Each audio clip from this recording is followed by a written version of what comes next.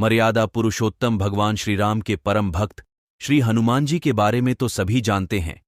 यह भी जानते हैं कि दशरथ नंदन राम हनुमान के हृदय में बसते हैं। लेकिन क्या आपको यह पता है कि एक बार पवनसुत हनुमान श्री राम जी से ही लड़ने पहुंच गए थे? हो सकता है यह पढ़कर आपको हैरानी हो, लेकिन यह सत्य है और इस घटना का जिक्र श्री राम कथा में भी सुनने और पढ़ने को मिलता है।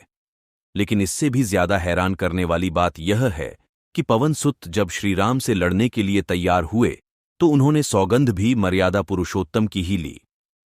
आइए जानते हैं कि ऐसा क्या हुआ था कि श्री राम के परम भक्त पवनसुत को उनसे युद्ध करना पड़ा। कथा मिलती है कि एक बार सुमेरु पर्वत पर सभी संतों की सभा का आयोजन हुआ। कैवर्त देश के राज सुकंत भी उसी सभा में सभी संतों का आशीर्वाद लेने जा रहे थे। रास्ते में उन्हें देवर्षि नारद मिले। राजा सुकंत ने उन्हें प्रणाम किया। इस पर श्री नारद जी ने उन्हें आशीर्वाद देकर यात्रा का प्रयोजन पूछा। राजा सुकंत ने उन्हें संत सभा के आयोजन की बात बताई। इस पर नारद मुनि ने कहा, अच्छा है, संतों की सभा में जरूर जाना चाहिए। ऐसा कहकर सुकंत को जाने का आदेश दिया। सुकंत जैसे ही सभा में जाने के लिए प्रस्थान करने लगे, तैसे ही नारद जी ने उन्हें आवाज दी। इसके बाद कहा कि जिस सभा में जा रहे हो उसमें सभी को प्रणाम करना, लेकिन आर्षि विश्वामित्र का अभिवादन बिल्कुल भी मत करना। इस पर सुकंत ने पूछा कि यह तो उचित नहीं है। तब श्री नारद जी ने कहा कि तुम भी राजा हो, वह भी पहले राजा ही थे, अब संत हो गए हैं, मत करना प्रणाम। राजा सुकंत ने किया भी ठीक वैसा ही। सभा के समाप्त होते ही विश्वामित्र जी श्री राम से मिलने पहुंचे। वहां पहुंचकर उन्होंने बताया कि उनका अपमान हुआ है। वह इसे भूल भी जाते, लेकिन यह तो संत परंपरा का अपमान है। राम जी ने पूछा, गुरुजी क्या हुआ? तब विश्वामित्र जी ने कहा कि मेरा अपमान हुआ है।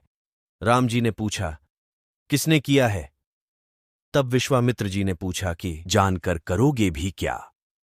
इस पर श्री राम जी ने कहा कि गुरुजी, आपके चरणों की सौगंध लेकर प्रतिज्ञा करता हूं, जो सिर आपके चरणों में नहीं झुका है उसे काट दिया जाएगा।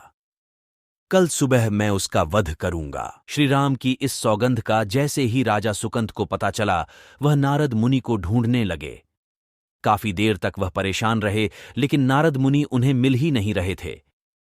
व्याकुल होकर जब वह रोने लगे, तब नारद जी प्रकट हुए। सुकंत ने हाथ जोड़कर उन्हें सारी बात कह सुनाई, साथ ही प्राणदान की विनती की। इस पर नारद जी ने उन्हें माता अंजनी की शरण में जाने की सलाह दी।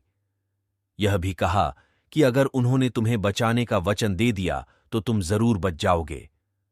लेकिन यह भी कहा कि वह किसी को यह नहीं बताएंगे कि नारद जी ने उन्हें यह सलाह दी है।